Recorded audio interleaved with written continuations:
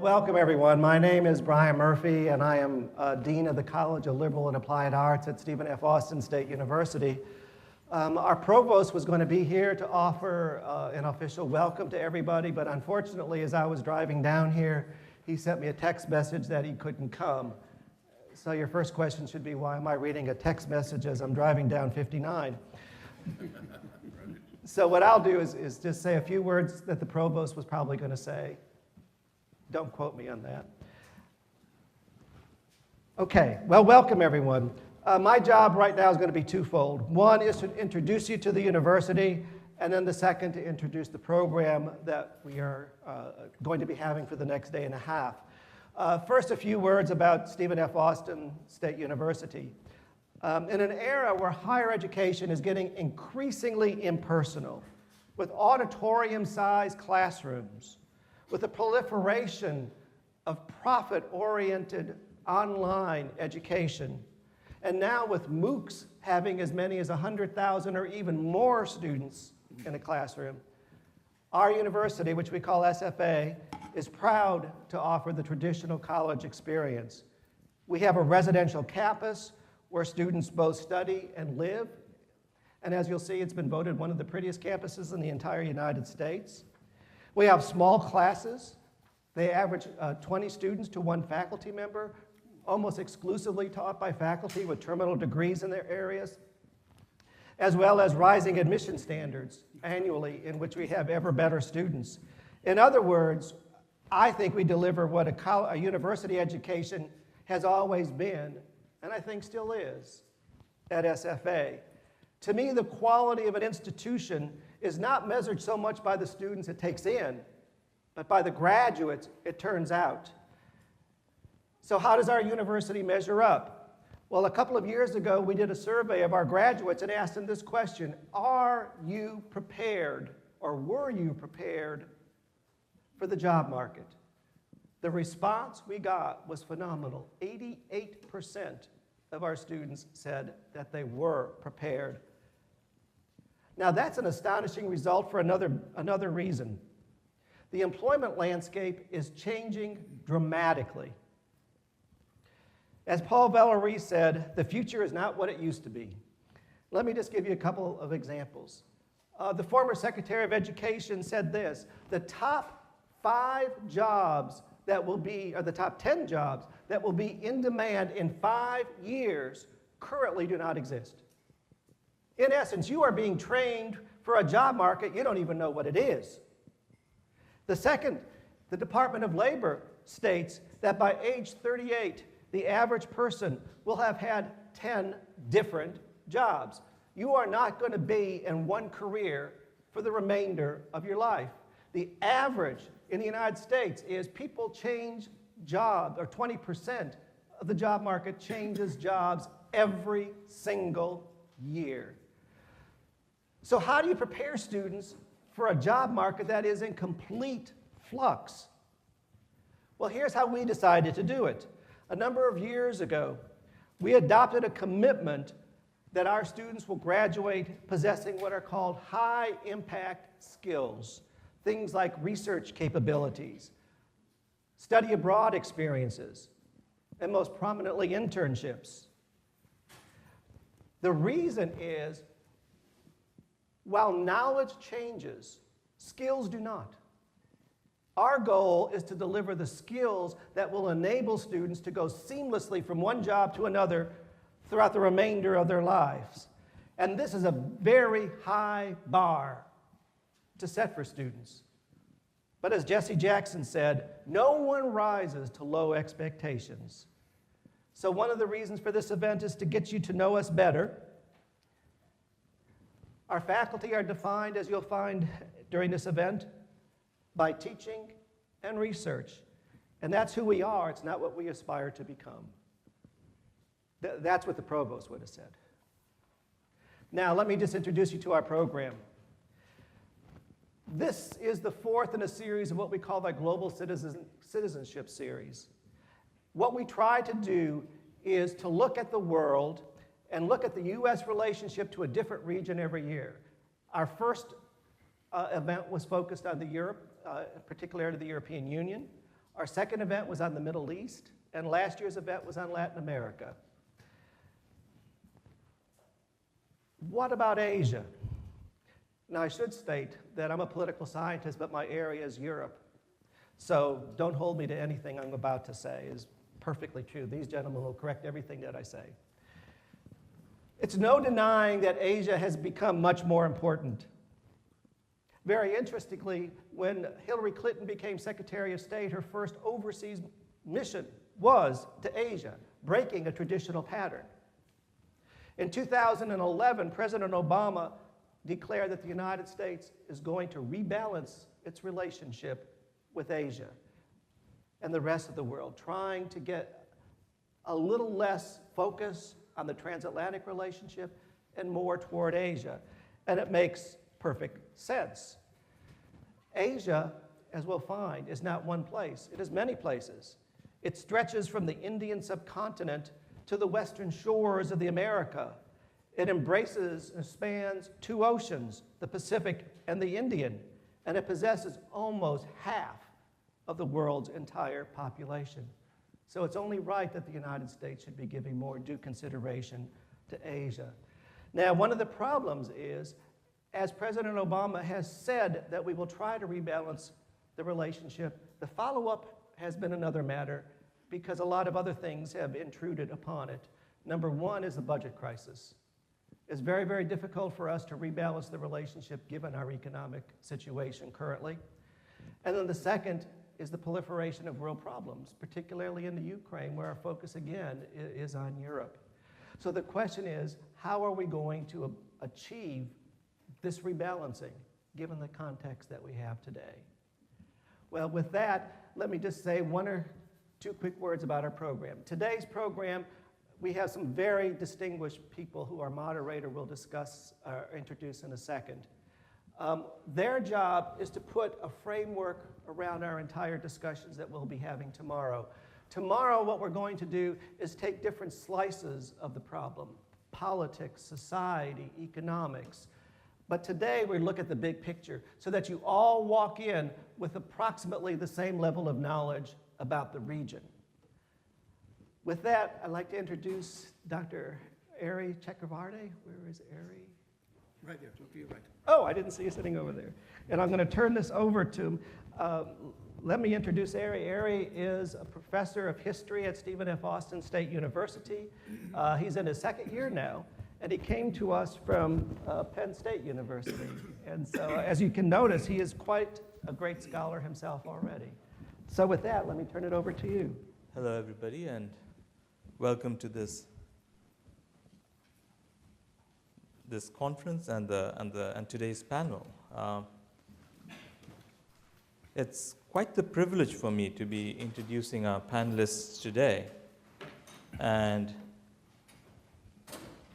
to be here with people who have had amongst themselves, more than half a century, decade of experience working on Asia, working on foreign policy, writing, all scholars as well as career diplomats in their own right. So their experiences relate to the real world as well as academia, and they straddle both very conveniently. So the focus of today's panel is going to look at Asia and the US relationship, its patterns and potentials. Right? And we're going to try and address it in several contexts: the political context, its security concerns, economic issues. As Dean Murphy mentioned earlier, the problem with Asia when we try to understand it is first trying to grasp Asia. What is it? The Indian subcontinent has a different history, Southeast Asia has a different experience, East Asia is a different game altogether. How do we understand these different contexts? And I hope we'll be able to find answers to some of them. Historically, these entities have also shared a different relation with the United States or the West. And how does their history experience their reactions in the present? How do countries within Asia engage with and react to one another? Right? So it's a very complex situation, and it's a very dynamic one as well. And I hope we'll be able to understand some of that today. So let me just lay out some of the structures, and we will. Oh, thank you so much. And we will sort of be rather flexible in how we do it. So will each of our speakers speak for about 15 minutes, and then we'll open it up for questions, if that's okay. And first, I'd like to request Ambassador Michael Armacost to speak, and let me introduce Ambassador Armacost. He is currently the Shorenstein Distinguished Fellow at the Walter H. Sorenstein Asia Pacific Research Center. He has also served as the president of Brookings Institution. And if any of you follow current affairs and politics, you know that Brookings Institution is sort of the leading think tank, and also the oldest think tank based in DC, and a very influential one. He has also had a government career for 24 years, during which he served as Undersecretary of State for Political Affairs. He's also been ambassador to Japan and the Philippines. He's also held senior positions at the State Department, Defense Department, at the National Security Council. But he started his career as an academic as well, as a professor of government at Pomona College, one of the leading liberal arts colleges in the West Coast, and the country as well. And Ambassador Armacost has authored 3 books, the most recent being Friends or Rivals. The book draws upon his experiences as an ambassador. Ambassador Armacost has also been the recipient of several very distinguished awards: the President's Distinguished Service Award, Defense Department's Distinguished Civilian Service Award, Grand Quadrant of the Order of the Rising Sun from the Government of Japan. He has also received the Secretary of State's Distinguished Services Award. So without any further ado, I would like to introduce Ambassador Armacost. Thank you very much. Well, I'm delighted to be in Houston. I understand many of you are high school students looking at colleges. It's an exciting thing for you. I celebrated last weekend my 60th high school reunion. So I've been out of high school for a while, but I remember it fondly as a challenging time, but also a fun time. So I envy all of you. Wish I was your age, not mine. Let me speak as swiftly as I can about some broad dimensions of Asia to frame the conversation. The first thing I think it's important to recall is that it's a very vast, disparate, diverse region. It comprises more than 35 sovereign states. They speak no common language. They worship no single faith. They have no single memory of empire. They have a variety of political systems, from vibrant democracies to a family dictatorship, Stalinist variety in North Korea. They are at varying degrees of economic development. The cultural, ethnic, linguistic, and other differences are huge. 3 of the countries in the region, China, India, and Russia, are of continental scale. There are 3 big archipelagos in Japan, Indonesia, and the Philippines. And there are a whole lot of what I guess we'd call middle powers who have populations at least the size of France's. So this is a big, diverse, consequential, influential region. Virtually all the countries in Asia succumbed at one time or another to colonial domination. Japan was one exception. And the emancipation from that colonial order took decades and was marked by great violence and conflict.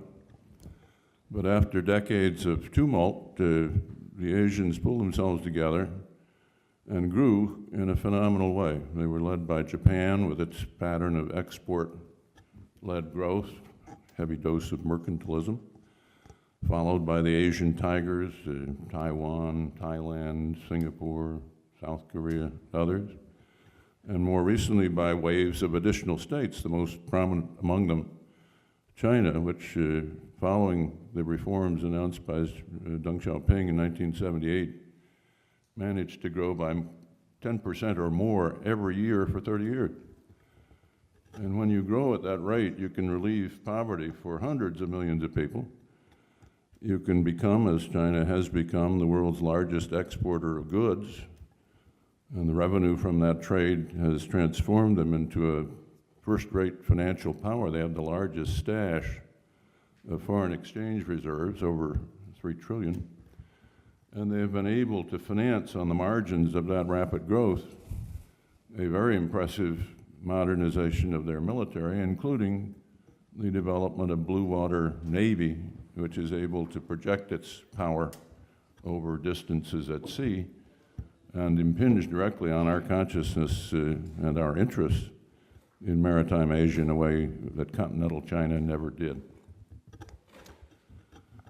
Now, the international relations of Asia, I would say, are more akin to 19th century Europe than they are to 21st century Europe. The nation state is preeminent. Regional institutions are weak. Governments generally pursue national interests. They generally try to avoid interference in the internal affairs of their neighbors. Territorial disputes abound. Military budgets are generally rising. And the implicit threat of force is ever present among the states in that region in a way it's not ever present in Western Europe, let's say, or the Western Hemisphere. Now, our history in Asia goes back quite a way to the clipper ships that were involved in trade with China back in the late 18th century. In the middle 19th century, we were active in forcibly opening Japan and Korea to trade and other connections. We acquired almost absent-mindedly a colony in the Philippines in 1898 as a byproduct of a war against Spain over Cuba. Teddy Roosevelt brokered an end to the Russo-Japanese War in 1905, won a Nobel Prize. These were just occasional engagements. We've been intensively and permanently engaged since the Japanese attack on Pearl Harbor in 1941. Sometimes WAG suggests that wars are the ways Americans learn geography, and there's some truth to that. And heaven knows we've had a lot of experience with geography, therefore, because we fought against the Japanese in the 1940s. We fought against North Koreans and Chinese in the 1950s. We fought against North Vietnam in the 1960s and 70s, and we've been engaged in war in Afghanistan for the last 13 years. Quite a bit of conflict for one country in that big region. If you're in Washington looking at Asia, it seemed to me people see 4 sub-regions. Perhaps Northeast Asia has been the one in which we've had the most durable and substantial interests, and today that is because Northeast Asia is where we encounter most prominently the most impressive emerging country, although India is competing with China for that stature. Secondly, we confront our most urgent non-proliferation problem in North Korea, although the newspapers tend to accord more interest to Iran. And Northeast Asia is where we have our 2 most prominent Asian allies in Japan and South Korea. Our engagement in Southeast Asia has been a little more fitful. We were deeply engaged in the 1960s and 70s, fighting with North Vietnam and trying to hold up the dominoes, as we thought of them that time in Southeast Asia. We lost the war, the dominoes did not fall. We have taken a more active interest recently in Southeast Asia, I think for 2 reasons. One is it's a market of 600 million people. And people that are moving rapidly into the middle class have a lot of money to spend and buy a lot of products from the US and send us a lot of manufactured goods and raw materials and other things. We're also interested because the South China Sea is becoming much more prominent geopolitically.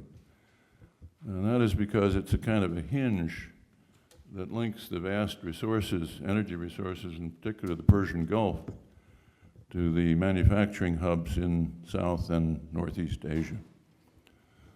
So it is it's a sub-region in which we have substantial and I think growing interest. We've had a more sporadic interest, I would say, in South Asia. We have taken great pride in our association with India because of its democratic institutions and because of its geopolitical importance. We have been engaged now for some decades in Afghanistan, either fighting against the Russians or trying to help the central government in Kabul cope with its domestic opponents. We have perceived Pakistan as a country that could help us. I'm not sure that perception is correct. In some ways they have helped, in some ways they have not. But in any event, Afghanistan has drawn us deeply into the affairs of South Asia in a venture which I think, in a way, we're in the process of retreating from. And finally, there's Central Asia. This is comprised mainly of the former republics in the Soviet Union, Kazakhstan, Kyrgyzstan, Uzbekistan, others. And there we've had very modest interests. It's a region which is mainly an object of competition between the Russians and the Chinese. We've had some logistic bases of interest while we're in Afghanistan, and the resources of the area of some interest as well. But I think I've described these sub-regions in a descending order of durable importance to the United States. Now, what are the problems? What are the issues? I'd mention quickly 5. I think the most prominent issue we're confronting at the moment is how to find a delicate balance in our relationship with China between a constructive engagement with a country that's grown rapidly and with whom we have a $500 billion trade and is an object of much American foreign direct investment. And on the other hand, hedging against the uncertainties associated with how the Chinese will eventually utilize the power they are so rapidly accumulating, particularly military power. So we have kind of lurched between a heavy emphasis on engagement because of our economic interdependence and our hedging activity. The one important thing I think to remember is this isn't a relationship like our ties with the Soviet Union during the Cold War. Chinese sometimes talk about our containment. This is an entirely different deal. With the Soviets, we had near parity of nuclear weapons, we had a huge ideological struggle, and we had virtually no trade. With the Chinese, we don't have much ideological struggle. Not many Chinese believe in Marxism-Leninism any longer, they ever did. We don't have nuclear parity, we have a very overwhelming advantage at the moment, and we have gigantic trade. And we run a huge deficit, but we're indispensable to one another in the sense that we provide the market of last resort for the Chinese, and they're our banker. We finance our deficits by going to the Chinese, and we tap their huge savings pool also to offset what is a relatively paltry rate of household savings and a gigantic governmental debt. So we rely heavily upon each other, and we have reasons to engage with them constructively in a partnership. At the same time, we're kind of wary and leery as to what will happen when China becomes a real peer competitor. That's a problem. Second problem is what to do about Korea, North Korea's nuclear program. Now, this isn't something new. They've had nuclear ambitions going back to the 1950s. We had one agreement with them in the 1990s that put a cap on their plutonium program, but I would say that we haven't found an effective way of, since then, freezing their program, let alone rolling it back. And they're working on a broad front. They've tested 3 nuclear devices, they test long-range missiles. They're working on a way to miniaturize a warhead they could put on a missile. They're developing their own indigenous light water reactor. They're developing road mobile missiles. So they got a big program, and it's reasonably successful. And they've got 2 sources of fissionable materials, plutonium and enriched uranium. So it's a big-time program. And I don't believe they have any intention of relinquishing it. Why would they? It's the only accomplishment of the Kim dynasty's rule for 70 years. They can't point to anything other that's tangible. The second, the largest constituency, most important constituency of North Korea is their military. Why would military guys give up a nuclear deterrent for a conventional one, even though the conventional deterrent, the ability to devastate Seoul with artillery fire, was a pretty impressive one. Thirdly, it's the only equalizer they've got with South Korea. In every other measurable dimension of national power, the South Koreans just completely outpaced the North. The South doesn't have a nuclear weapons program. They've got a very impressive nuclear civilian power program. And finally, this nuclear program's a demonstrably reliable bargaining chip. So I don't believe they're going to be relinquishing this program, at least under the Kim dynasty. And we haven't found an effective way of dealing with it. Certainly the negotiations didn't negotiate them out of it, and we've kind of settled for what we call strategic patience, which I think is a synonym for kind of waiting around to hope that something will turn up. I'm doubtful that it will, but there are uncertainties about the North Korean regime, and I think that's probably the key. Third problem, I would say, is Japan. They're altering their security policy very rapidly, becoming a more normal country. Why? Because of China's power, because of North Korea's nuclear weapons, and because of uncertainties about the U.S. reliability as their principal source of security support. Fourth problem is the South China Sea, where China has proclaimed a very expansive but ambiguous set of territorial claims. They call it the 9 or 10-dash line. It may comprise as much as 80 or 90% of the South China Sea. There are 5 other countries that have claims there.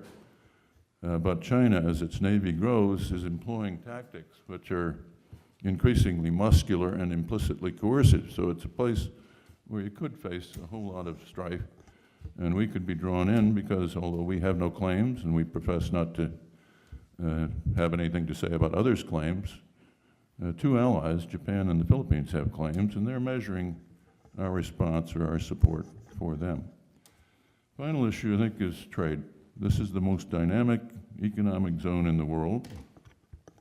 It is where we have our largest and most rapidly growing trade. It's where we have our biggest and most persistent deficits. And as I said, we draw on the savings pool to finance those deficits. I think the Obama administration was missing in action on trade for a couple of years. They got around to ratifying a bilateral free trade agreement with Korea in 2011, and since then have been promoting the Trans-Pacific Partnership. It's a very ambitious, high-quality set of understandings we're negotiating with 11 countries. If we're successful, I think others surely will join, including, I hope, China. It's hard to think of an effective regional trade agreement which does not include the most dynamic economy in the region. That remains unclear.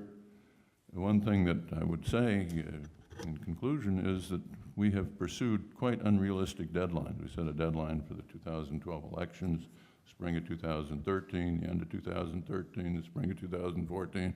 It's now back to the midterm elections, and who knows what happens after that. But unless the Congress is willing to pass fast-track authority, which permits a vote on an agreement without the ability to amend it, we're not going to get a deal, because no serious country is going to show their bottom line if they think they're going to have to renegotiate it all when Congress gets around to ratifying.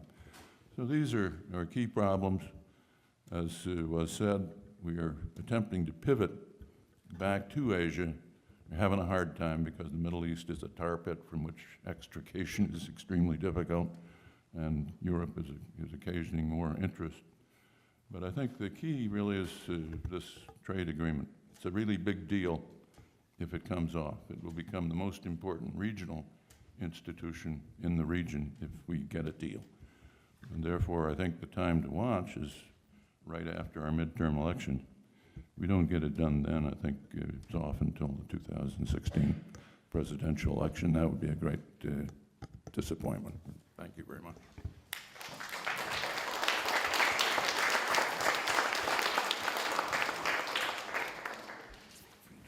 Thank you very much, Ambassador Armacost. That was a very insightful and overview, as well as sort of insightful comments about the path of the Asia-US relationship, as well as within Asia, how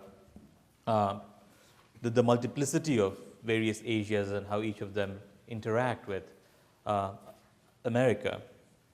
And we will have opportunities for questions, and I will summarize everything after all our speakers have spoken. So now I'd like to invite Ambassador Harsh Bhasin. He is currently chair of the Department of Asia and Asian American Studies at University of Stony Brook, or Stony Brook University, SUNY Stony Brook, right? He has also been visiting professor of international relations at Stony Brook since 2001. He's also been a career diplomat for nearly 4 decades, and he's been in countries ranging from China, Malaysia, USA, Hong Kong, Nepal, and he has also been the ambassador to Botswana, South Africa, Denmark. Ambassador Bhasin has also had an active academic career. In the early 90s, he spent a year as a senior fellow at Harvard University studying the apartheid in South Africa. He was also an official observer to the country's first non-racial elections held in 1994. And so the engagement with politics and academia seemed to come naturally to Ambassador Bhasin here. Ambassador Bhasin also teaches very highly popular courses on politics and diplomacy of contemporary India, contemporary China. And I actually also went through this extremely reliable site just to look it up, ratemyprofessor.com, and this is all true. His current research focuses on the relationship between United States, India, and China. And this work has culminated in a book as well, The Big Three, emerging relationship between United States, India, and China in the changing world order. And definitely, if we have to think through 3 big powers or 3 big nations in the world at the moment to have some form of monument, have the ability to create some sort of a monumental shift, it's perhaps not quite possible without the consent of these 3. We are seeing a multipolar world, and so China, with its largest population, largest country, second largest economy, America with the largest economy, India serving as the world's largest democracy. So it's quite essential for us to understand the relationship that these big 3 would play. Also, 2 of the big 3 are in Asia, right? So without further ado, I'll hand it over to Ambassador Bhasin. And when you have 2 minutes left, I'll pass this down to you. Right.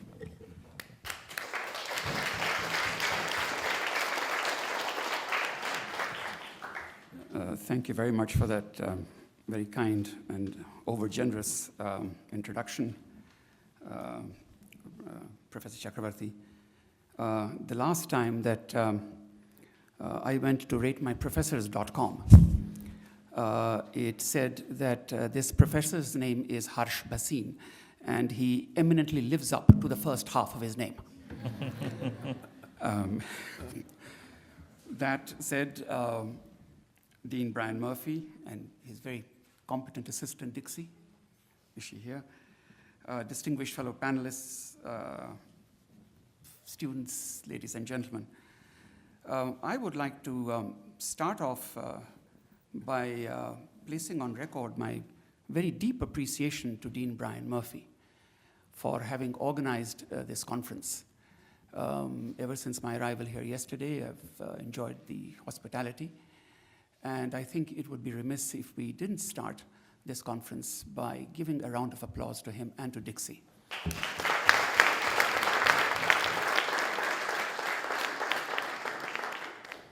Thank you.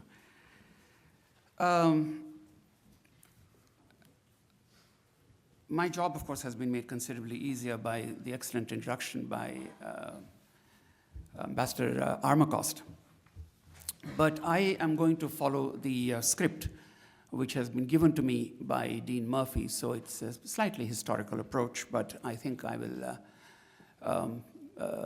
approach the entire subject from there. And the first question in that is, how has the historical relationship between Asia and the United States shaped the current situation? To my mind, it's basically three events that have shaped the relationship between the United States and Asia in the post-World War II scenario. The first one of this was the Cold War. The second was the opening up of the United States opening up to China.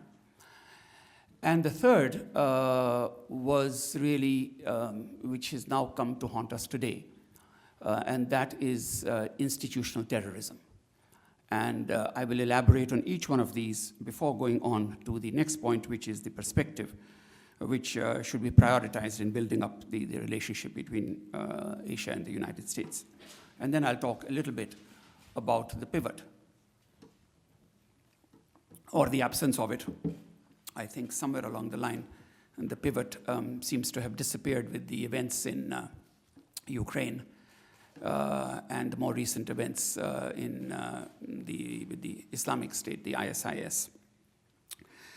So in the immediate post-war world, life was considerably simple. There were two power blocks, and every country was expected to join one of the two power blocks, one led by the United States and the other one led by the Soviet Union. Then, of course, there were a few spoilers in between. Countries like India, which did not want to subscribe to either power bloc, having fought with the British for 200 years to gain their independence. India wanted to follow a path of freely choosing its foreign policy, which would not have been the case should India have decided to join one of the power blocs. Some people gave it unkind names. Senator McCarthy was one of them. Others were more polite, like Secretary of State John Foster Dulles, who said very simply that if you ain't with us, then you're against us. And so the world was neatly divided into these two camps, and so one just chose one of the two. Through all this, of course, China did not exist in the eyes of the United States up until the 1971 secret visit by Kissinger to China, and then followed by the Nixon visit a year later. Interestingly, and I must share this with you, I was in China at that time, serving in India's embassy. And so you could go and ask pretty much anybody on the road, how can you keep on day in and day out criticizing the running dogs of imperialism, call names to the United States, and then invite the President of the United States to visit China? And everybody on the street would tell you, we didn't invite Nixon. He invited himself. But you know, China is the Middle Kingdom, so for centuries there were all these inner barbarians and outer barbarians who had come to pay tribute. And I suppose in the same tradition, now one of the outer barbarians, the barbarian beyond the seas, had come to pay tribute. And so in their munificence, why would the Chinese say no? Of course, it was a different agenda that Zbigniew Brzezinski and Henry Kissinger had. But we'll come to that a little bit later. So this was the by and large, the sort of context immediately after the war. And then the United States engagement immediately after China came into existence in 1949, the eyeball to eyeball confrontation with the Chinese People's Volunteers, which was, in fact, a part of the Chinese People's Liberation Army itself. then the Korean War, and then subsequently the Vietnam War, and in the other instances that Dr. Armacost has mentioned about. So essentially, it was the end of the Cold War, the ascent of China, and then once the Cold War was over, we now have the other feature which has been instrumental in governing relations between the United States and Asia, and that is the advent of institutional terrorism. Now, this started with Afghanistan, and we all know that it was initially the Central Intelligence Agency which was responsible for creation of the Taliban at that time to fight the Soviet intervention in Afghanistan. And after that intervention was over and the Cold War was done and finished, the terrorists who now had no place then found themselves other avenues.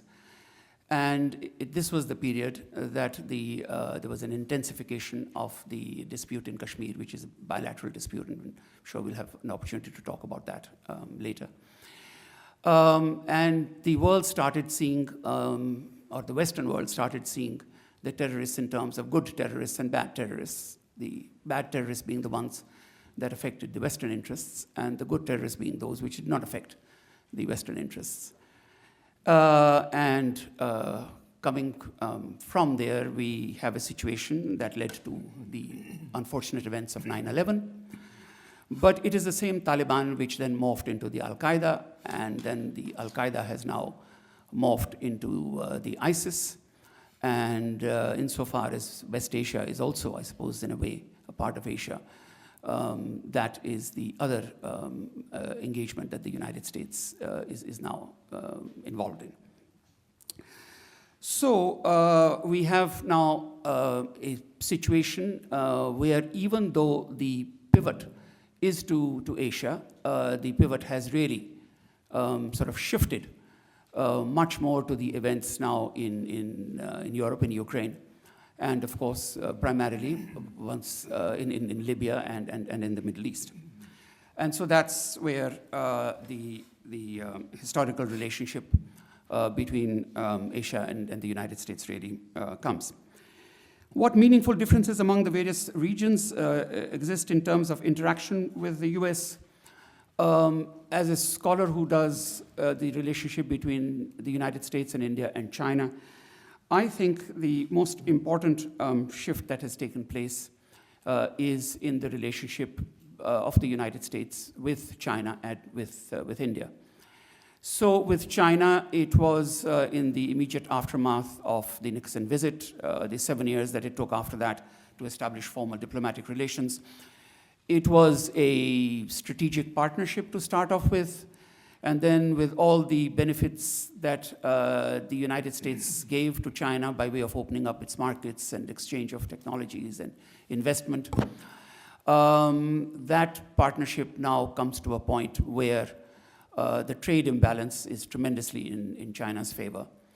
And so somewhere along the line, the strategic partnership changed into strategic competition.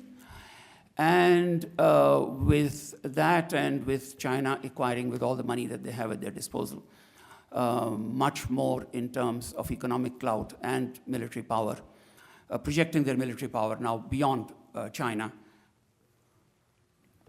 with the development of a blue water navy, to the extent that we have now the so-called 9-dash line, where China pretty much claims the whole of the East and South China Sea. And so this is where from strategic rivalry, strategic competition has now become to strategic rivalry, where China is beginning to sort of challenge the supremacy of the United States in East Asia.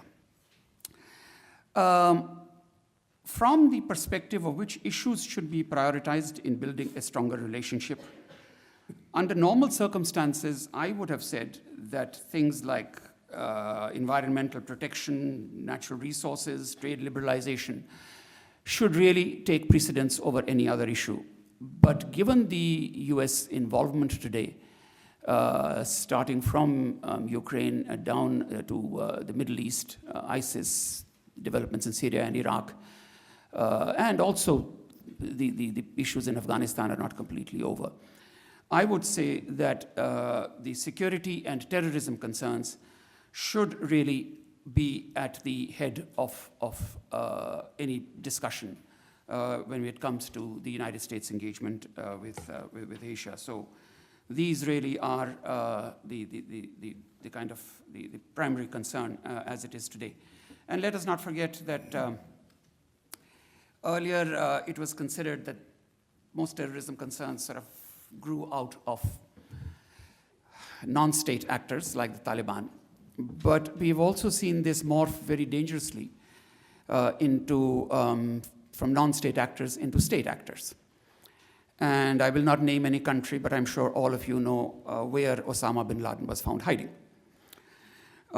So when you have a situation where there are state actors that are involved in terrorism, I think the United States needs to take a much more active role in combating that terrorism. And some of that found expression in the joint statement that was issued after the recent visit of the Prime Minister of India to the United States. And I'm glad that that was a very positive sort of step. Has this focus shifted? Well, for one thing, the pivot, of course, now nobody talks very much about the pivot anymore because the pivot has really disappeared. Now it's been replaced by a term called rebalancing to Asia. So from a pivot, it's now come to a rebalance. Has this focus resulted in any tangible results? It depends on how you look at it. If you look at it by stationing 2,500 Marines in northern Australia to scare the Chinese away is a pivot, then the results are tangible, of course, provided the Chinese have gotten really scared, of which there is no indication. If the pivot stops the North Koreans from developing their nuclear capacity, yes, then of course it is a tangible result. If the pivot can enable the Chinese to see the futility of laying claim to every bit of land, sea, and airspace over the East and South China Sea, yes, then it is a tangible result. If the fears of the Vietnamese vis-a-vis the Paracel and the Spratly Islands, and the fears of the Filipinos over the Scarborough Shoal, and the fears of the Japanese over the Senkaku Islands have been allayed, yes, then I would say it is a tangible result. If not, then these are all areas that need to be tackled, and the only power capable of bringing about that is the United States. Should future presidential administrations continue this approach? Well, as a nation, how can I answer this by any other way other than saying, yes, of course, future presidential administrations should follow this approach. But let us not call it a pivot or a rebalance. I mean, there's nothing in a name. Let it just be an open-ended commitment to engage much more meaningfully and more productively in Asia, where all these concerns that Asian nations have, and some of which were very clearly articulated during the visit of the Prime Minister of India to the United States and his meetings with Obama in the joint statement and also in the joint editorial, they came out pretty clearly. So yes, there is no other way but for the United States and for future presidents to become actively engaged. But these are some of the real issues that need to be addressed. And the sooner they are addressed, the more safer Asia and the world will be. Thank you.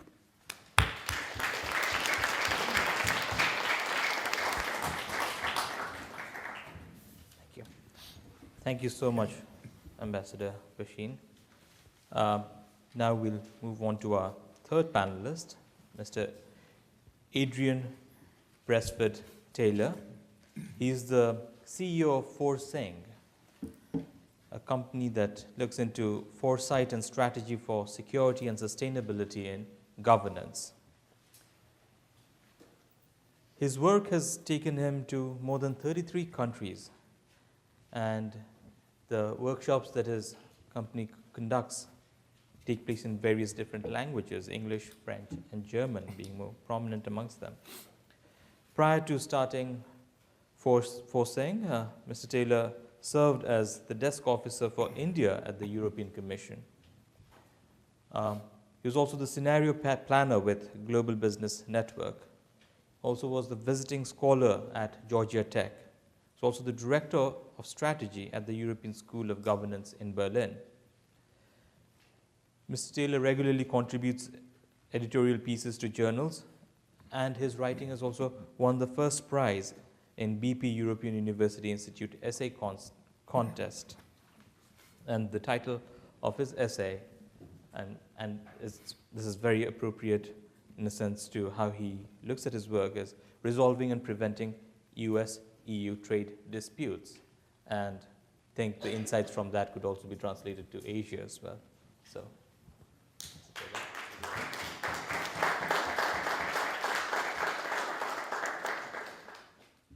Thank you very much, Ari. It's a pleasure to be in Houston. Should I say howdy? Okay, guys, sorry, I don't speak with the same accent you guys have, so if you don't understand me, just wave. I have asked for a glass of water many times, and people go, what? Water! Ah, water, yeah, sure. Okay, so if you don't understand me, please do wave. Mr. Murphy here was very kind to invite me across from living in Europe, across here, said, 2 basic things, guys.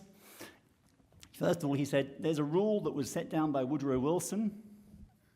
Speeches should have a very good introduction, and they should have a very good conclusion.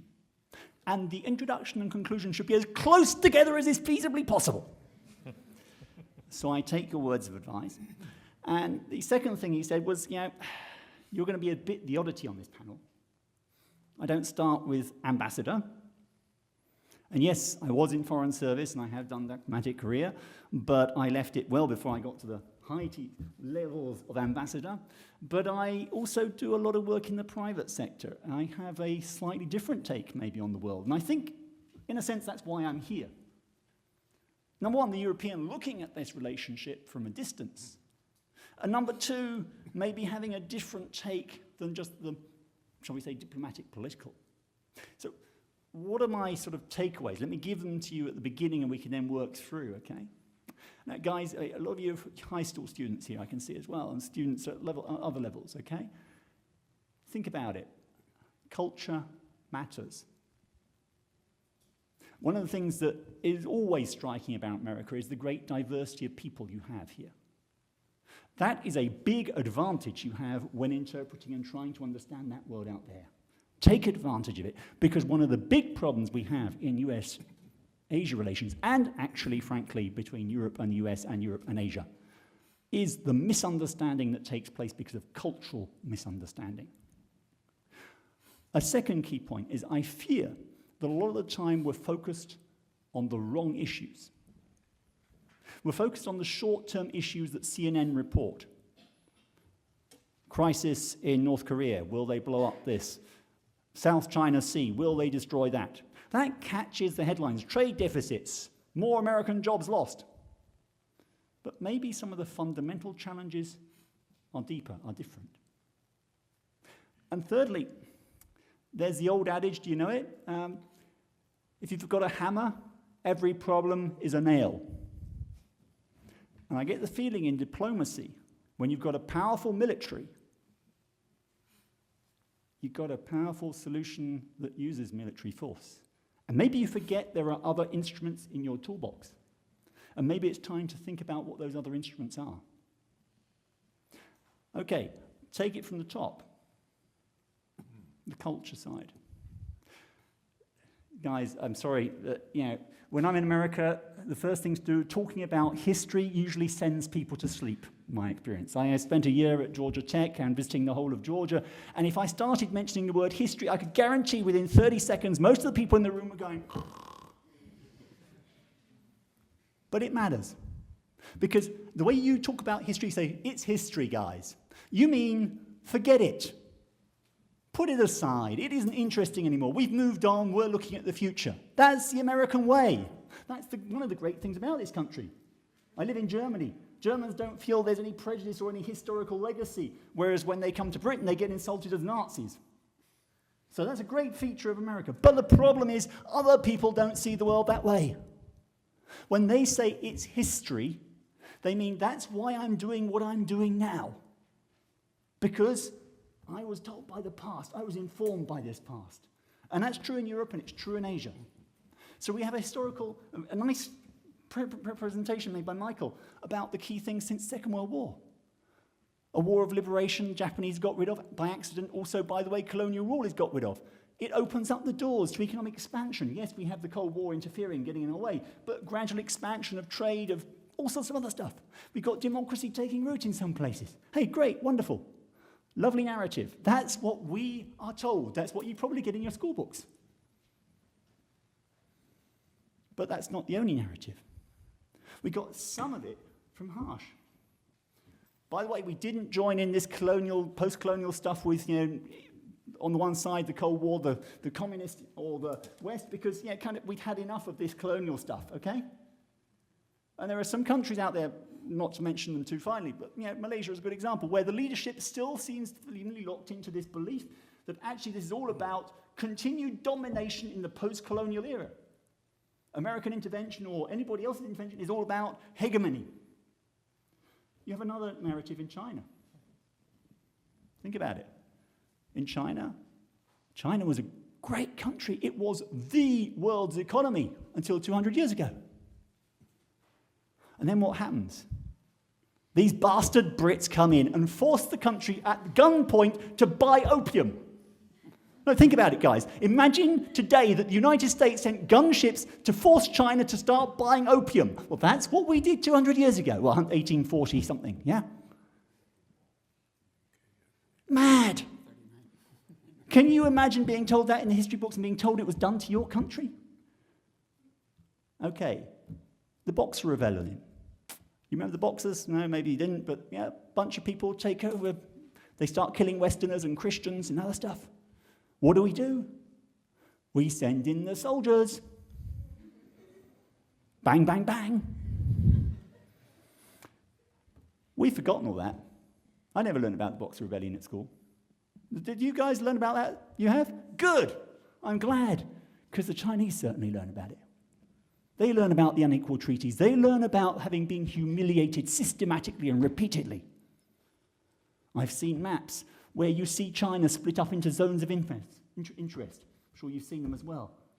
You see these lovely maps with bits attributed to France, Britain, whatever else, yeah. Okay, but then you guys, you're American, okay? So you can say, I don't care about what mistakes you Europeans made in the past. That's true, there are these narratives out there, but that's not my problem. It is your problem. Many people don't see the difference. They just say, the West. You're kind of the continuation. Even if you're more diverse, even if you're whatever else. So we are going to have to tackle that. Michael mentioned the fact, actually, you were a colonial power as well. You owned the Philippines from 1898 to until the Japanese occupied, actually, and then 1946 you gave it up. It was already on the track to be liberalized, to be given away in 1946 anyway. It was a very, shall we say, open and enlightened colonial mastership, but it was a colonial mastership. The Boxer Rebellion, you were involved. You sent soldiers as well. The US Marines were on the ground. And the only reason you didn't get a commercial comptoir in Shanghai was because you said, we don't really want it. Let's go with the Brits together in this international zone. So you are still attributed and put in that same box. Now, the problem comes when we come with a narrative and we say, guys, we're here to help you. We're here to create democracy, free trade, and encourage all these good things. People look at you, and those who have the other narrative do not have the narrative we share. They look at you and say, you dirty imperialists, you're just back here to screw us again. Sorry, my language. That was English, not American English. Geography also plays a key role here. Actually, it's interesting. Dr. Murphy mentioned, Asia goes from India to the Pacific Ocean. Harsh mentioned something which I was enlightened to in 1995 approximately, West Asia. I'd never heard of West Asia before an Indian diplomat told me about the problems in West Asia, and I started going, where is West Asia? Well, we call it the Middle East, but it's still part of Asia. And North Asia? Well, it's Russia, actually. At least the part that's on the other side of the Urals. It's the majority of the country. There are these other bits of Asia kind of knocking around that we never go to or mention. So what is Asia? You had quite a good description of these different zones. I'm going to also follow pattern. I'm going to sort of kind of ignore the West Asian bit largely, but think about it. Where you're pivoting to matters. Are you pivoting to approximately 4.4 billion people or only to 3.2 billion people? Do you guys play basketball? This is a Brit, okay? I lived in a country where we play cricket. You know what cricket is? You stand in front of these funny three-wicket, you hit a ball. The Indians certainly know what cricket is. They beat us all the time. But in basketball, pivoting, I used to play basketball. And I had to pivot. So I pivoted to Michael. That means I'm ignoring the audience. Let's pivot to the audience. Shit, I'm imagining I keep on pivoting. Then who am I facing? Well, the fact is you pivot towards and you pivot away from. That is the problem of the language that was used at the time with pivot. It is the fact that we are actually not just pivoting towards, that you gave the impression you were pivoting away from. What do we see? We see Ukraine. What do we see? We see ISIS. We give the impression, I don't say the administration is to blame for this. I'm not one of those kind of like the rabid Republicans who claim that it's entirely their fault. But they left the mental space open. They are to blame in that sense. Okay, enough about geography. The key point I wanted to say about this is if we're going to get over that, we've got to understand what the narratives are that people are making out there and engage with those narratives in a way that doesn't come across as us dirty imperialists imposing on you, but which brings our narratives together. And that means we have to have partnership. It means we have to listen to what others are saying, not just be spouting our own truths at them. Second dimension, sometimes the issues are the wrong issues. It is absolutely clear that the North Korean nuclear program is a problem. It is clear that if we have war in the South China Sea, it is not a good thing. We do not want it. But maybe we need to look at the longer-term other issues that we can unite on, rather than the short-term ones which are more likely to divide us. In a sense, China, going back to that narrative I was talking about, they say we've now got our Monroe Doctrine. You guys had a Monroe Doctrine. You basically said the Western Hemisphere, that's ours. You Europeans keep out. Well, China has basically adopted the position that we've got a Monroe Doctrine for our area. It's just what you've done. Why are you, the interfering hegemon from outside, coming and knocking around in our backyard now we're a great power? Now, you can like that or you can dislike it, but you've got to listen to it. They've got a point. They've got an understanding of the world. We've got to try and engage on this. I don't have a solution. I wish I did. But it starts by understanding what the narrative is going on there. I think that we need to really look to the other big issues that are kind of on the stage there. The other security threats are not all nation to nation. There are various categories I'll throw out there. One of, I would say, is semi-state. It's kind of proxy wars. The most recent example was Ukraine. You had little green men appearing from nowhere who happened to have tanks, but they didn't have Russian insignia or Russian uniforms, but they were Russian soldiers. Just they weren't told. You had the experience in about 1999-2000 on the border, where in Kashmir, in Kargil, the Rawalpindi light infantry from Pakistan turned up, but they weren't wearing Pakistani uniforms. No one could prove it, but eventually bombed them out. These semi-state wars are things we need to be engaged in as well, not just the open confrontation. There's the non-state. You talked about ISIS, but it's not just a problem in West Asia. There are challenges, we well know. Indonesia, for instance, there are worrying trends in Indonesian society which need to be monitored and looked at. Then there is the separatist movements, southern Thailand. We could talk of Kashmir if you want, or the Seven Sisters, some of the nastier fixers who appear around there. You can talk about Baluchistan if you wanted to go to the other side. You can talk about, if you want, the Uyghur minority in China, etc., etc. All people are struggling with similar questions there. Not to mention Scotland. Sorry, okay, no, that's not in Asia. but they could have joined Asia if they wanted. No, sorry, I'm just joking there. Okay, I think there are other issues as well that go well outside the security area then. Or at least the traditional. You mentioned the name of my firm as being sustainably, one of the words was sustainability as well as security. Some of the things I deal with are what's called soft security. Environment, health. These kind of things of education even goes into there. You have other stuff around poverty. There are still millions of people living in poverty. These are all issues that we really can engage on together, where you can develop a much more common agenda, where the problems which divide us don't necessarily divide us. I'll happily go into that later a little bit more. I can see that I'm already about to get a 2-minute warning if I'm not careful. Let's move on to the potential solutions, therefore, or the kind of ways forward. I think I said something about, hammers and nails. The problem is, I think we look at the lens of the relationship, and we have effectively dumped, whatever it is, a couple hundred Marines in Darwin, Northern Australia, and, well, what else?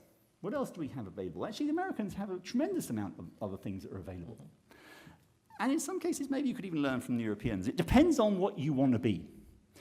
Do you want to be a global policeman? Probably no longer. You probably never did. You kind of got forced into it as well, by the way.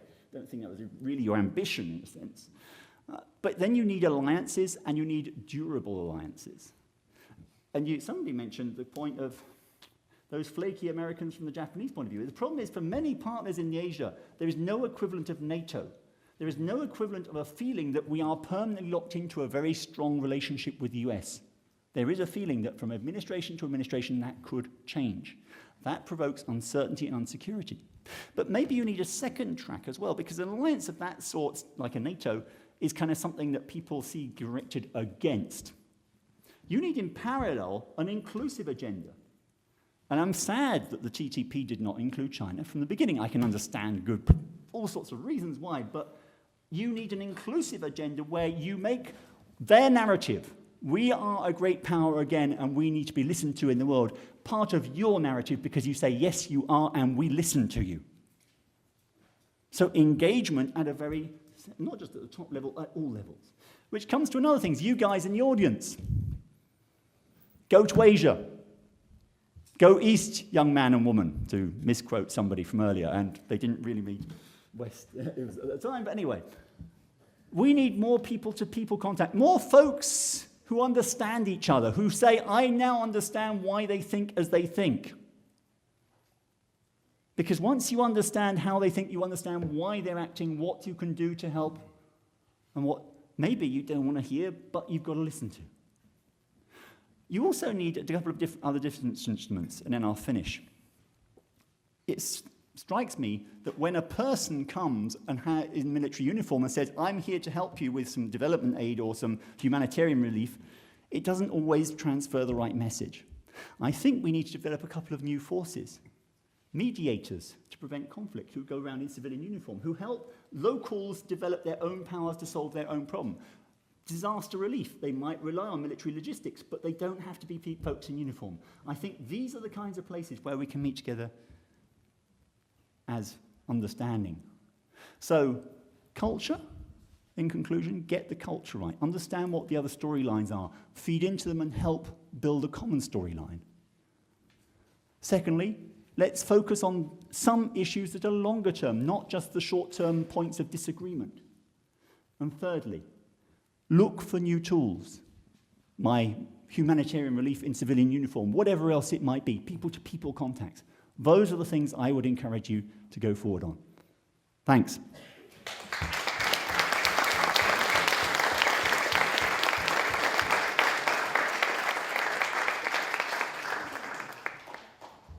Thank you so much. That was extremely insightful, interesting, as well as useful to think of Asia and US relation in a new way, in part because you open us to another perspective, the soft power.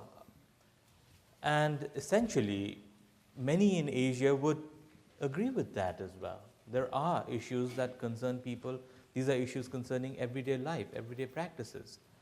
And that actually leads me to my question to the panel, and then I'll open it up to the floor as well, and we can all talk about it, and the question does not have to be addressed. And we have a microphone, and we request the audience to come here and ask their question, because everything is being recorded for those who cannot be here. So the issue that comes to the fore when we think of US-Asia relation is we're trying to compare a nation's relation with a continent. Right? So every nation has its own relation with another nation. Right? How do we go beyond bilateral relationships to multilateral relationships? The countries within Asia have their own intra-country, intra-border disputes. Which side is USA going to be on? And those matters, those decisions, those policies affect the bilateral relation as well. If we cannot conceive of a unitary or uniciv or a singular Asia, then can we think of Asia as a region? There are problems with trying to think of Asia as a region. Some of the bigger challenges could be, well, Asia has had a common experience of colonialism and imperial dominance. But it was not the same empire. It was not the part of the same empire, right? So again, those legacies are very different and vary. So at the broadest but framework, I mean, we need to try and tackle this issue of multiplicity of Asia, and how do we use that to try and address the US-Asia relationship? And that also comes to the other issue, seemingly, and that was brought up as well, the simplicity of the Cold War. The Cold War provided an easy answer to issues. I'm not saying it was an easy problem. I'm not saying people weren't engrossed in it. I'm not saying people did not think it would continue for a foreseeable future, but dividing the world into two, did that make it easier to create partners? You mentioned NATO. I mean, that was an outcome of the Cold War. In the post-Cold War era, how are we going to build these ties and connections? We continue to think in terms of continents or nations, when the problems that seem to emerge are either regional disputes, non-state actors, right, or semi-state actors. And then if we think beyond this, then nation states in history have had a very short period of existence. Most nations in this world are less than a century old. Right? So how did people belong before that? Right? People have not been trading since yesterday or in the 20th century. Trade has been going on for centuries. China was able to draw global trade towards itself, and that happened without the existence of a modern state structure. But I'm not sort of talking about going back to a regressive or going back into the past. What I'm trying to also open this to our panelists here is perhaps we could gain some lessons from history in the sense an instructive way of thinking into the past, right? And using that to go into the present. If I may speak first, I'm afraid I got a 7:15 flight and a long way to the airport, so I'll drop this on you and depart. But I think it does depend upon being able to work with others and create networks. We couldn't have a multilateral alliance in Asia after the Second World War for the simple reason that you couldn't get the Koreans together with the Japanese or the Australians together with the Japanese. The war was too recent, and countries weren't willing to do it that way. So we have a hub and spokes set of bilateral alliances that have persisted a lot longer than anybody expected. But now I think what has happened recently is that China has emerged as such a powerful force over such a brief period of time that on the one hand they have supplanted the United States as the leading trade power with every other Asian country. And Asian countries don't want to put their economic interests at risk by appearing to side with the US against China. On the other hand, China, because of the uncertainty about how it will use its power, has alarmed its neighbors. And what do the neighbors do? They come to us, they come to the Japanese, they come to the Indians, they come to the Australians, and they say, stay engaged in this region as potential counterweights to China. Well, so they're looking to us for protection, and they're looking to China for the rewards of a close economic relationship. We don't have any reason to force Asians to choose between China and us. And it seemed to me if Asians decide they have to choose, it'll reflect China's conduct, not American admonitions. And that's the way it should be. The reason, I don't know all the motivation that led Washington to promote this Trans-Pacific Partnership. I have no doubt that some people regarded it as creating an organization or a trading group that excluded China as part of a kind of balance of powering arrangement. On the other hand, I think a more relevant model was the European Union. The European Union started small because if there are a small number of countries, you can find the converging interests and move more rapidly. And if it works, other countries have a strong incentive to join in. The Europe that we know now started with about 6 countries in a coal and steel community back in the 1950s. There are now nearly 30, maybe even more than 30 countries in the European Union. When something works, people want to join it. And I think that's the way we ought to think about the Trans-Pacific Partnership. If you can get 12 countries to sign a high-level agreement that works, then there'll be a lot of other countries want to join. As I say, we would be unwise if we tried to exclude China, because you don't want to exclude the most dynamic economy from a regional trade arrangement. But it can grow incrementally. And I think America has been pretty good, actually, at partnering with others. The fact remains, regional institutions are weak. There's no single organizing principle. We have been more interested in fostering trans-Pacific arrangements because they get us engaged. Some of the Asians have been more interested in Pan-Asian organizations which exclude us. I don't see why Americans should feel we have to be in every organization. We have Western Hemispheric organizations that don't invite Asians or Europeans to join. So you need to organize around particular functions and get everybody with a big stake involved. So I think Americans are not bad at this. New networks are emerging all the time. They're a huge problem. The environment's a big problem. Energy security is a big problem. Asia has huge problems on water. When you think about those 3 things, if you read Asian white papers about security, they focus on energy, water, and food. We got abundant food. We've got abundant energy. We've got a huge bonanza in natural gas development and tight oil development. We got good water, even though we're experiencing a drought down in California these days. But I think that would be a pretty interesting agenda around which to organize collaboration between Americans and Asian. Doesn't have to be limited to America and Asia. But you need to fix on practical problems and get the people that can make a difference and benefit engaged.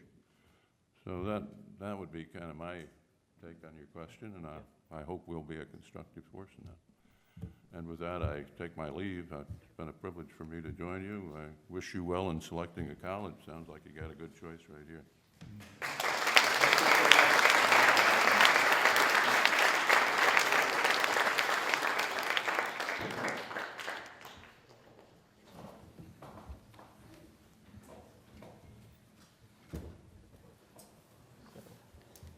Do you want to go, should we open it up to the floor and have questions? Let's open it up and then Yeah. we'll also ask your question Yeah, as well. yeah. Right. So if anyone has any questions, could you please Right. And come up to the microphone? let's also respond to that. Round of applause.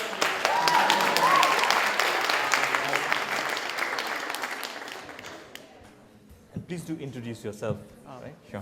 My name is Rami Kwadam. I'm a student at Clements High School. I have a question for both of y'all. Do you think the Middle East would have less sectarian violence if the US had taken less aggressive stances toward countries like Syria and Iran?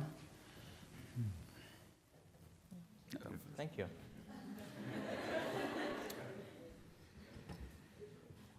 Sure. You know, it's it's easy to speculate as to what would have happened if the United States had taken a less aggressive stance. There are certain evolutionary processes which take place in international relations. The way the relationship with Iran has evolved ever since 1979 really left no room for maneuver.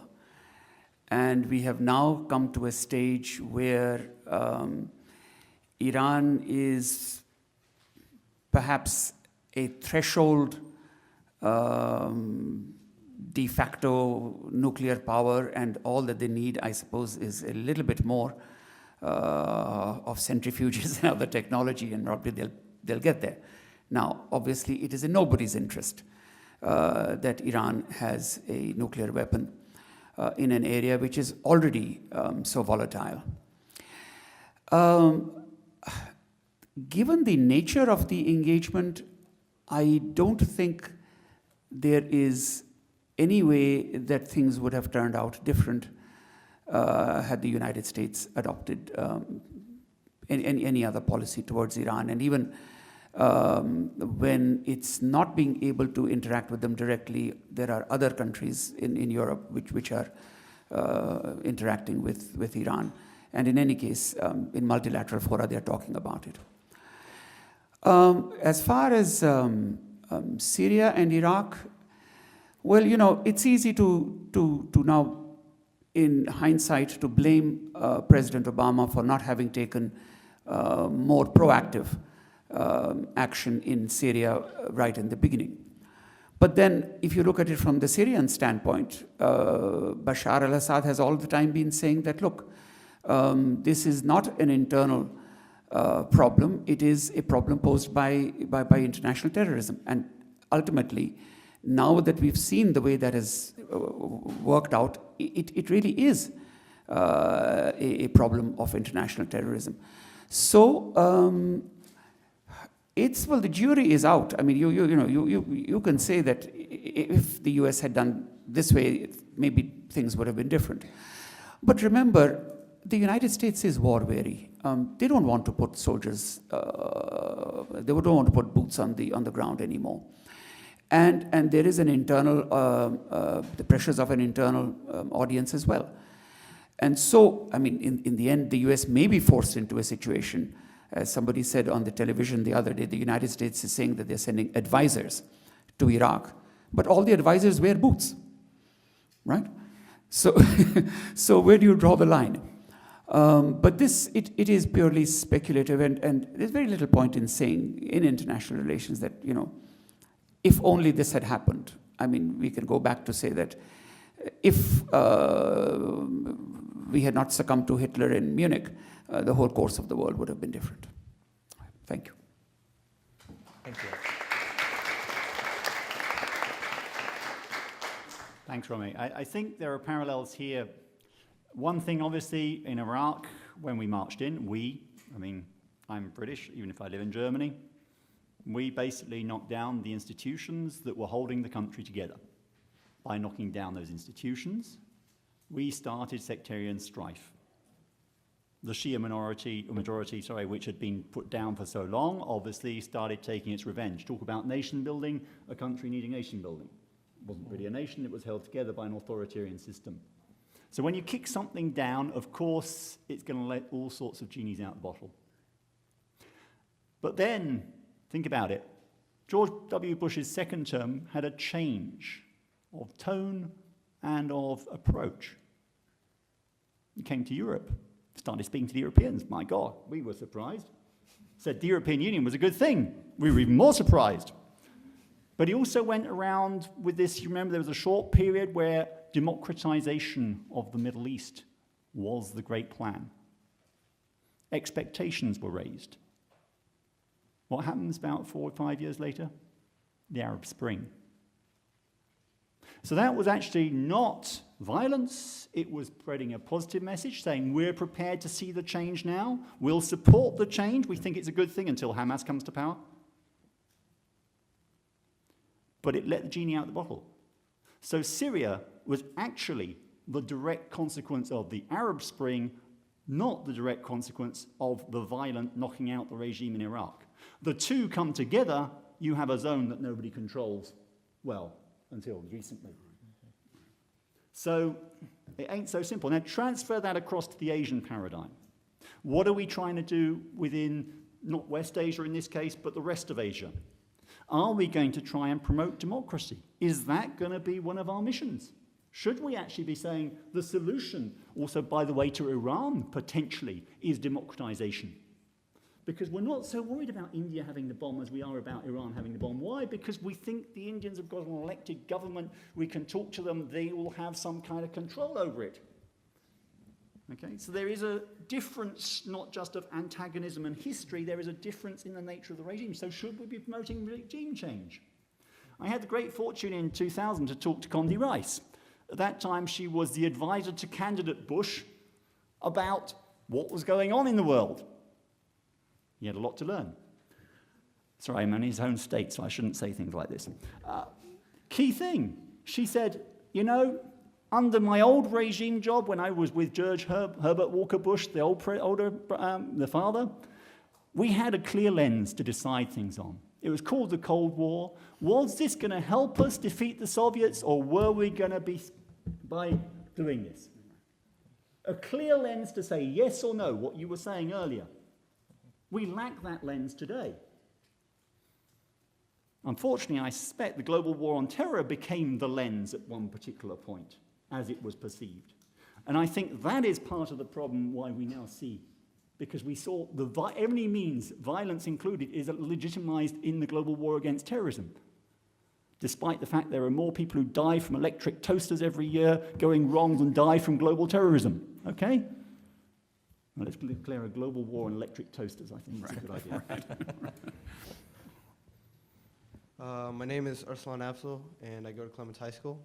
And I was truly intrigued and enlightened by what you said about history and how Western powers are often will try to dismiss it and say, oh, we're in a new age of industrialism, and how whatever America or like Europe did in the past, it doesn't matter anymore because that's all in the past.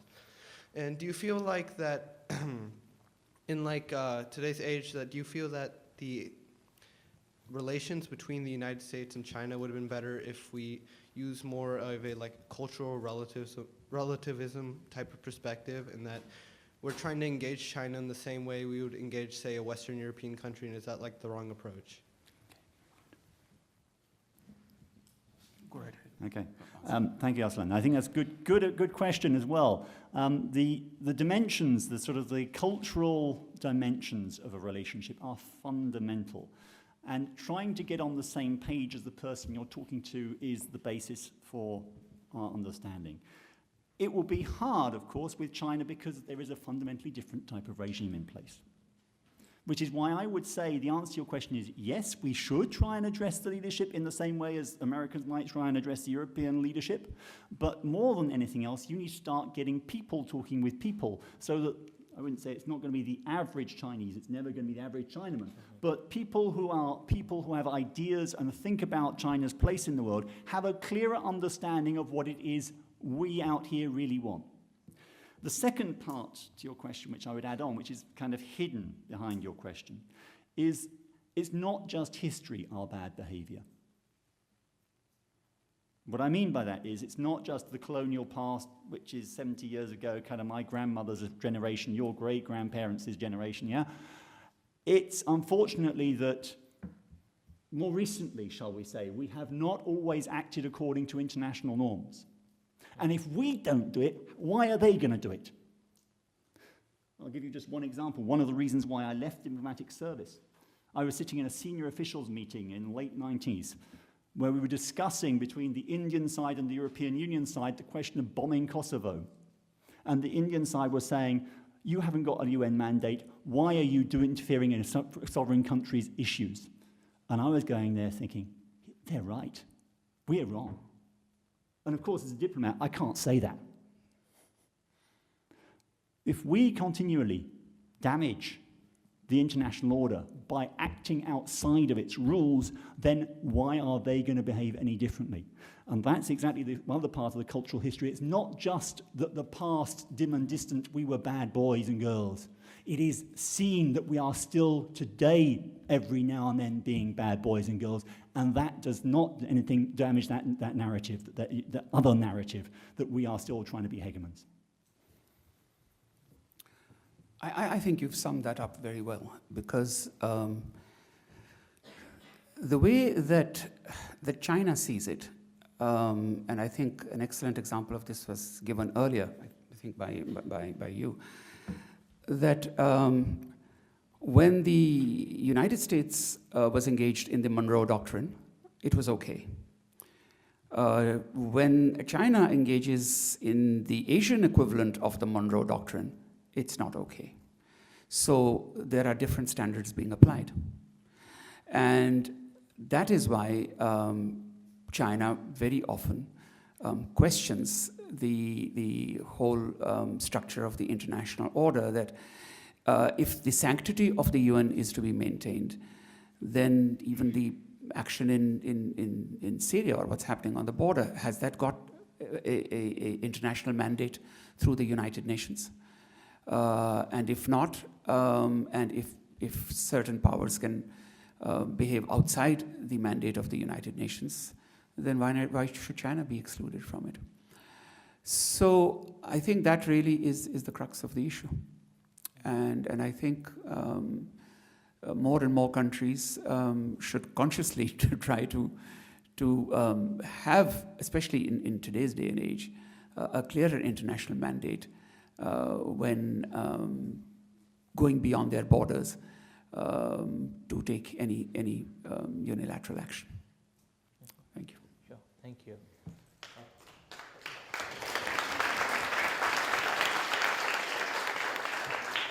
Hi, my name is Max. I go to Clements High School. And my question is, I know that you guys talked about the economic interdependence between trade relations between the United States and China, but as Ambassador Armacost, he mentioned that China is currently challenging the U.S. supremacy within the Asian region.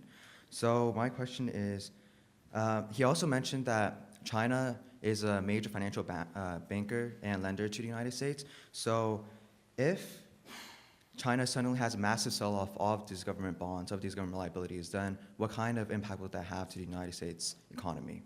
Yes. Thank you. The simple answer to that is that it is the economical equivalent of mutually assured destruction. So the involvement of the United States in China's economy is equal to or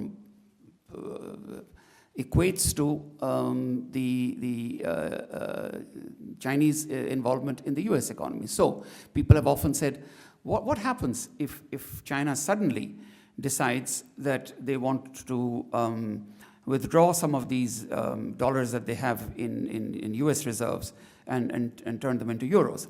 Well, the euro will certainly become stronger and the dollar will become weaker. But then who has the maximum amount of dollars? It is China.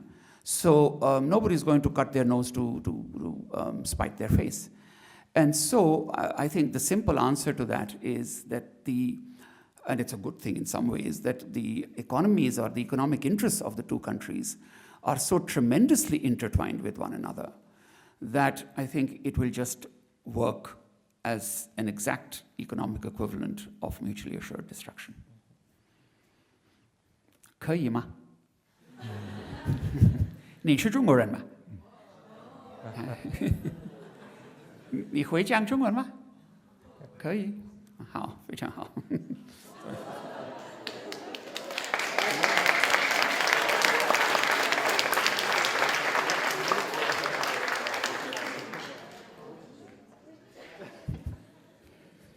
You have Okay. I always say that if you can speak Hindi, English, and Chinese, you can speak to more than more than half the world, Yeah. right?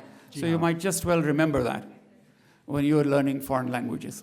Okay, thank you. Sorry. Hello, I'm Fairmia Ajal and I attend Clements High School. And my question is, how do you become an ambassador? What made you want to become one? And like, what steps did you like have to go through to become an ambassador? That's an interesting question. I did my undergraduate studies in what in my time was simply called geology, but what goes now by the more esoteric name of earth sciences. So I did my bachelor's degree and tried to look for a job and couldn't find one. And so I went on, because I had nothing else to do and couldn't find a job, to do a master's degree.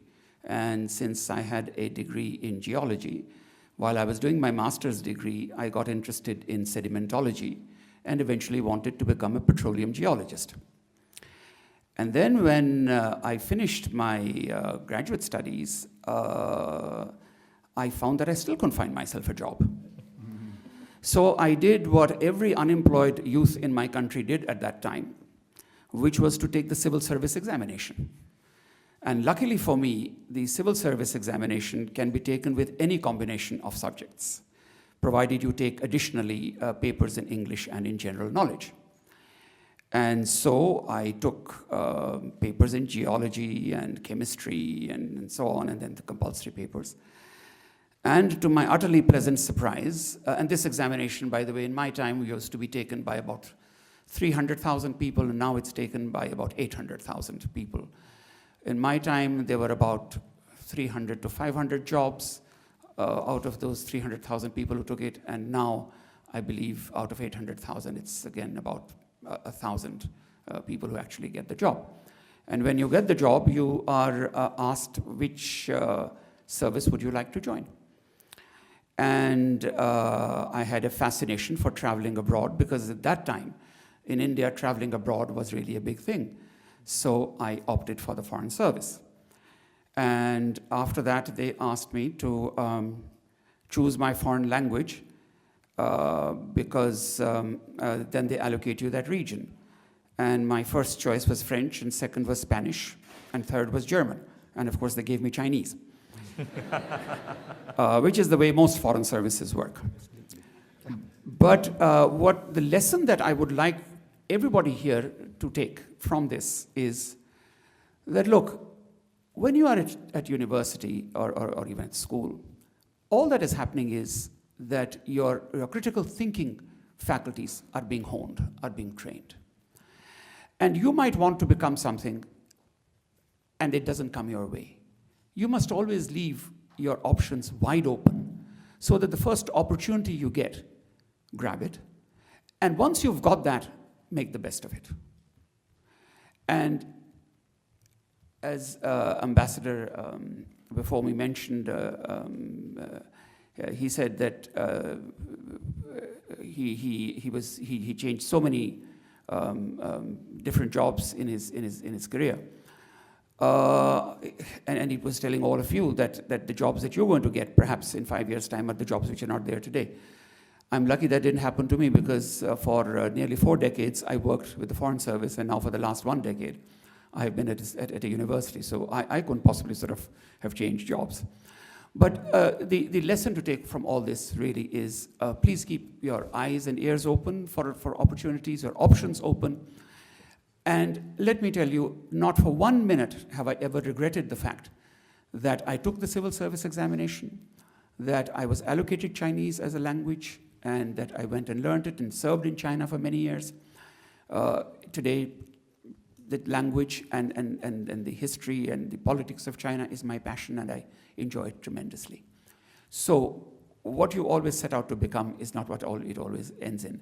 But what you learn at university is really honing of your critical thinking faculties, and make the best use of it.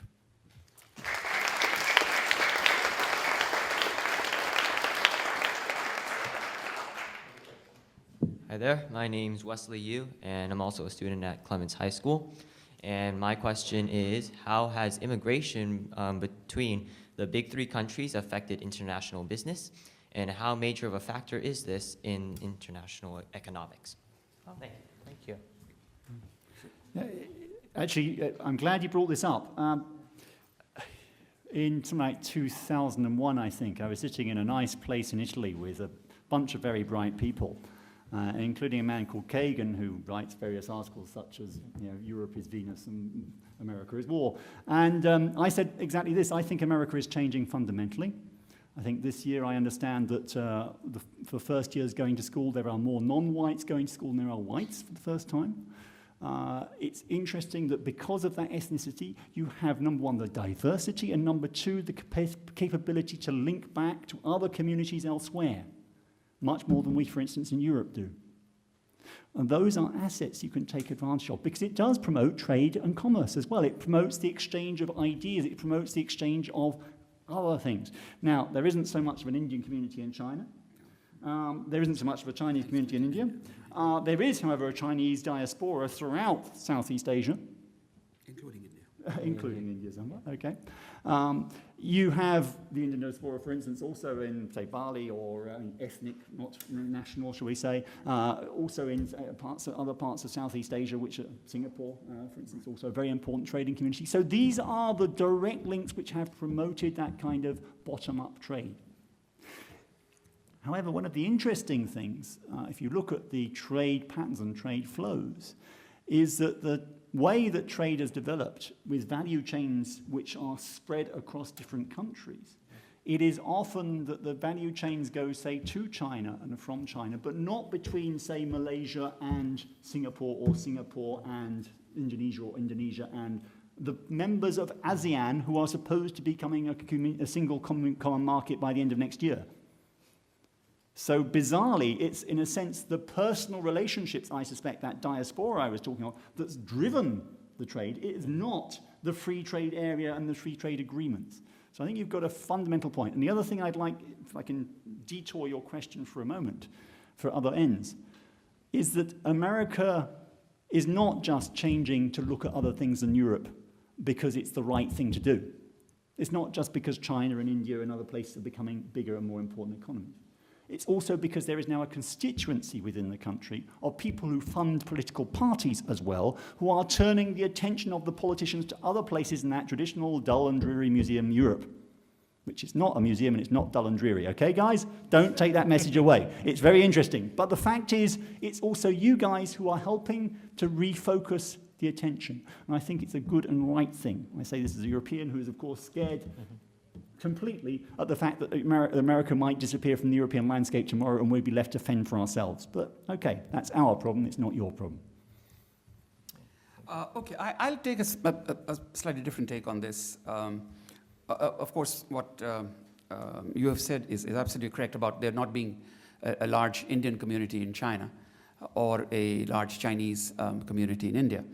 But the trade patterns there, and trade is considerably promoted in both cases by a very large, very large, relatively speaking, but commercially very active Indian community in Hong Kong. And that community acts as a tremendous catalyst in promoting trade between India and China, to the point where China has now replaced the United States as India's #1 trading partner. On another note, there are 3 million people of Indian origin in the United States. Of course, not all of them are engaged in trade and commerce, but a substantial number are.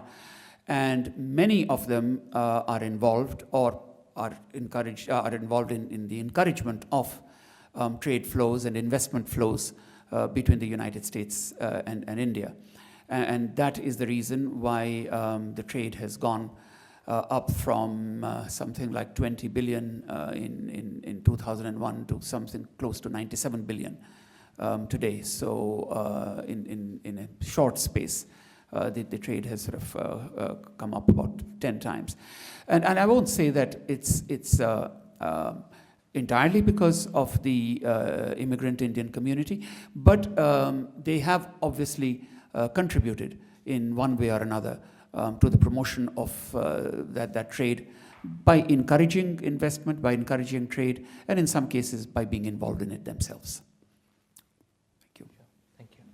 I see we are running past time, but do we have any more questions? Sure. Sure, please. Hello, my name is Mahen Chelaram, and I attend Clements High School, the Global Studies Academy.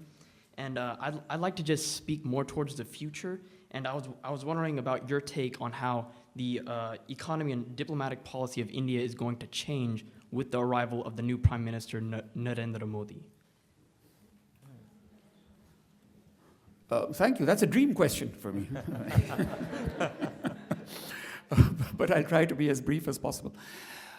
This is the first time in the history of India-US relations that you have a prime minister who is more interested in promoting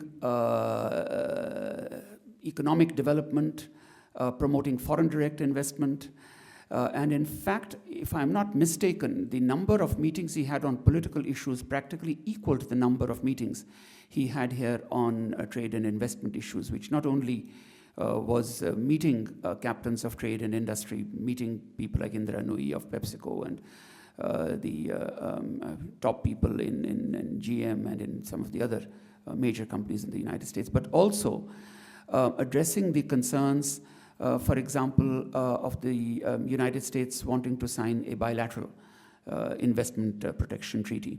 And the word has gone out to the Indian Finance Ministry to work on that. There were also other impediments in the two countries' trade. For example, the fact that after the civil nuclear cooperation agreement was signed between India and the United States, the expected trade between India and the US in nuclear technology did not take place. And once again, and that was on one particular issue of liability. And you know, the liability issue occurs only because the memory is in India is still very fresh from the terrible disaster that occurred at the Union Carbide factory in Bhopal.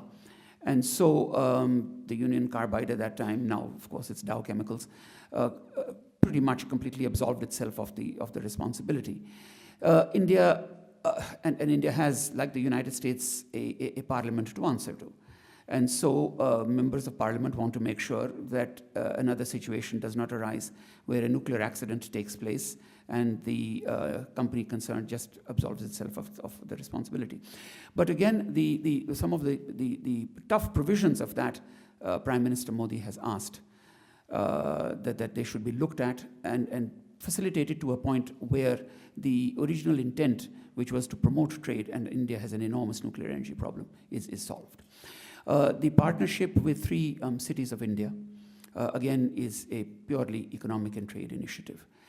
There is already, and we don't, this is not often talked about, but the United States has now replaced Russia as the major supplier of defense equipment to India.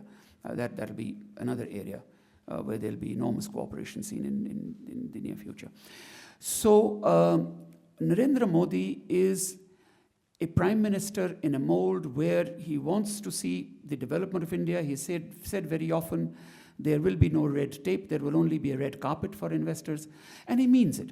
And he's shown it when he was chief minister of Gujarat, because the number of companies from China, from Japan, from the United States, from Europe that have come and invested in Gujarat, all he has to do is replicate this for the whole of India, and that's what people are expecting him to do.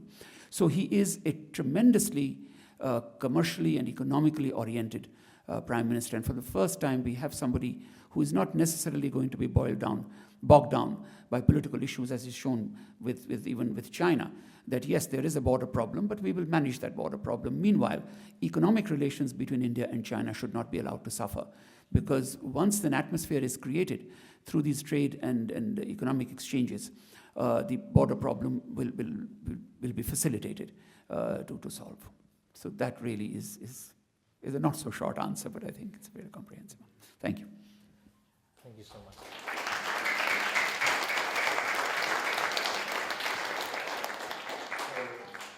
So the students will, okay, all right, let's take one final question and then, right. Yeah.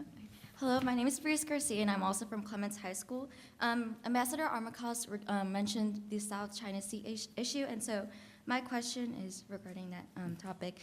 President Obama initiated a new military deal in which the United States will actually go into the Philippines and to try and boost up its military defense. So my question is, what is your opinion on the methods that the administration is taking on this issue? And also, how do you think the U.S.'s involvement in the conflict itself would affect its relationship with Asia and other Asian countries?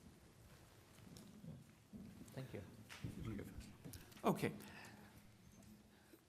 So what has happened in the Philippines is that the Scarborough Shoal and the Mischief Reef are on the continental shelf of the Philippines.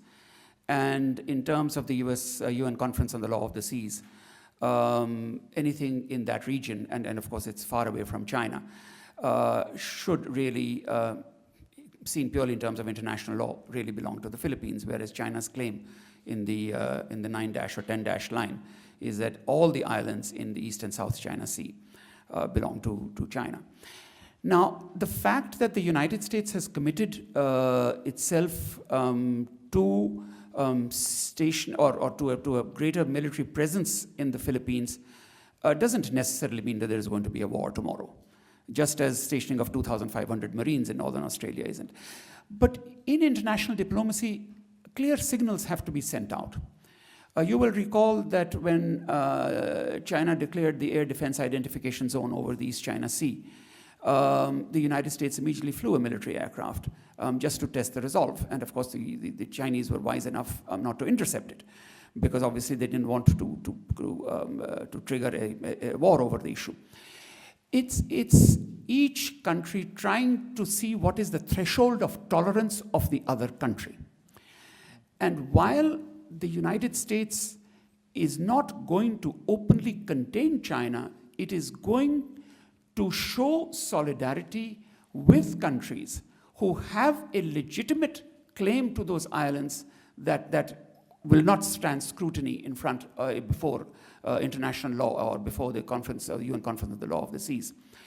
So it is telling China that, look, you cannot get away, you cannot just draw a line and say that it belongs to us, that the Philippines has friends, as do other countries of ASEAN who have claims on the Paracels and the Spratlys.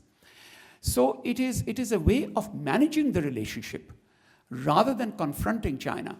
And even as this was happening, the United States made it very clear that this was in no way meant to contain China. But these are subtle, and in this case not so subtle, diplomatic messages that are sent across between nations, that there is a limit, and so please do not try to go beyond that limit. So all that this will result in is that that China will not try to actually operationalize its occupation beyond where it is, and maybe will think twice before launching into any adventure in the South China Sea. So it's not quite containment, but it's like when the United States surveillance plane was brought down in Hainan Island about, I think, 8 or 9 years ago. And it was clearly China claims that the US had no business sending a surveillance aircraft. And in the end, the Chinese did return the aircraft, and Secretary of State Powell tendered or said what was not quite an apology, but if you wanted to interpret it as an apology, you could. So these are games that diplomats play, and so long as they help maintain the peace, what's wrong with it? Thank you.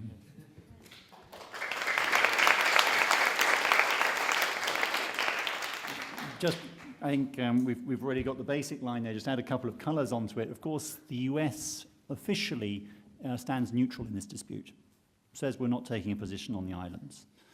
There is a Philippine map they've shown from 1535 or something which shows Scarborough Shoal as part of Philippines. the map from the 9/10 dashes, if you add on the one for the Taiwan, in China apparently dates from 1933.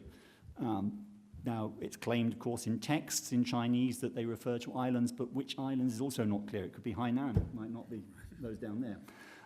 The problem the US really faces is how can it show solidarity with friends that make them feel the US is a reliable partner without, by doing so strongly, encouraging those to become hotheads and provoke something real on the ground in terms of military conflict. Because the more you actually stick stuff behind it, the more we saw it in Georgia already. The president got Georgia, not the American state of Georgia, okay? Georgia, South Caucasus. The president got so keen on NATO and everything else, he thought he could take those bits of Georgia back that belonged to Georgia at one point. Sent his troops in. The Russians came in with bigger guns. Bad move. So how do you avoid that scenarios playing out? The other thing is the hidden takeaway from Philippines move broader to the Southeast Asia as a whole. There are places like Vietnam where we know there are factions within the Communist Party. One faction is increasingly trending west to the US. But there is another faction which trends China. It wasn't an accident. The North Vietnamese foreign minister a long time ago said, "Those islands are yours, China." Yeah? So there are those two factions. So if the US doesn't show enough, then there is a risk that the other faction takes over and you lose another potential ally in the region. Now, it comes nevertheless to be sounding a little bit like the Cold War, us and them, doesn't it? And the question is, how can we break away from that? And I think, again, it comes back to the narrative point I was making earlier, because the narrative that I've explained about China, we're great again, Monroe Doctrine, kind of why shouldn't we? There's the other narrative of all those other small nations around. And that narrative is unfortunately one of fear. Fear of the big brother. I've been to Da Nang repeatedly in Vietnam recently, and the anti-Chinese sentiment on the street is extremely palpable, but it's driven by fear. And fear is the worst of all sentiments, because it causes you to act irrationally. That is where wars start. It is from fear. So we've got to somehow provide enough security sense that they don't start doing things, silly things, but not so much that then they start saying, well, in that case, let's go out and do it. So it's got to be that balance. If this is a final remark, can I add on one thing that hasn't been raised until now, which is the issue of international institutions. China, and in fact the whole of the BRICS, got together to agree on a kind of counter-IMF and a counter-World Bank, for instance, recently. Why are they doing it? Well, clearly because there are too many Europeans sitting on the World Bank governing board and too many Europeans, and sometimes Americans, sitting on the IMF. Not to mention the United Nations. There's only one reason why I'm sad that Scotland did not vote for independence. And that's because if Scotland had voted to leave the United Kingdom, the question of the UN Security Council, whether the United Kingdom should keep its place on that, would have been opened. And we need that review and that reform. Because if other nations who are big and important are not part of that restructuring, they are going to start moving outside of those structures that we need them inside of. And unfortunately, it takes a crisis to provoke that kind of fundamental change. But we need a European Union seat on the Security Council. Sorry, forget France, forget Britain. You need a European seat, and you need the others in there, such as India. And we need that quickly. And we need to do it proactively, not reactively. Because when it's reactively, it means something was really gone wrong first. So I hope that doesn't happen in our lifetimes. Thank you.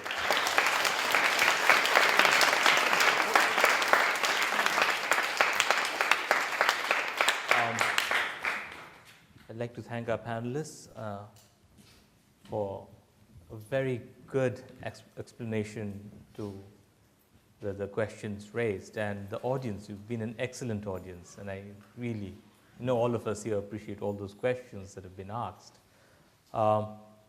So we would adjourn for today, but we'll meet again tomorrow, right, at 9 o'clock, all right? So thank you. Same place? Same place, right?